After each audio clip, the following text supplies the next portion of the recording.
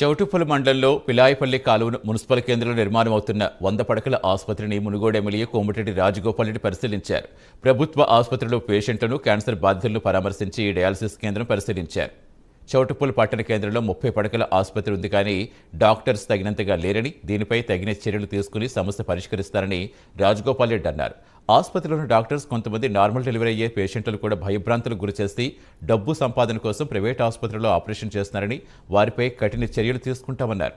కొత్తగా నిర్మించే 100 పడకల ఆసుపత్రి నిర్మాణంలో కొన్ని అవకతవకలున్నాయని తెలిపారు.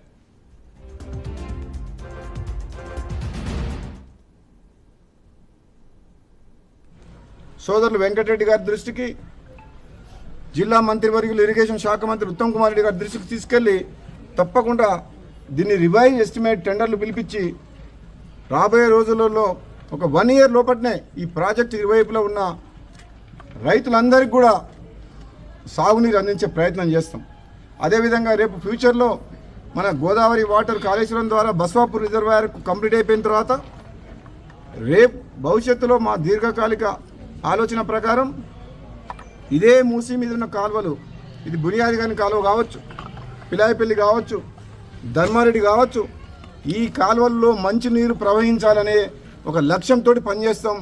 ఈ ప్రాంతం కాలుష్యం వల్ల చాలా భూగర్భ జలాలు కలుషితమై ఈ ప్రాంత ప్రజల ఆరోగ్యం మీద ఎఫెక్ట్ పడుతుంది. ఇక్కడ ఉన్న ఫార్మా ఇండస్ట్రీస్ కలో గంజో దాగి బతుకుతున్నారు, వాళ్ళ ప్రాణాలతో చెలగాటమాడుతున్నారు. కాబట్టి మీ అందరికీ కూడా నేను విన్నవిస్తున్నా, వేడుకుంటున్నా, మీరు చాలా సీరియస్గా తీసుకోవాలి ఫార్మా ఇండస్ట్రీస్.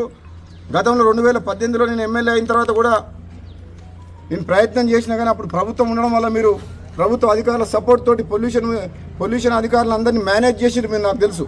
ఇప్పుడు మీరు మేనేజ్ చేయలేరు.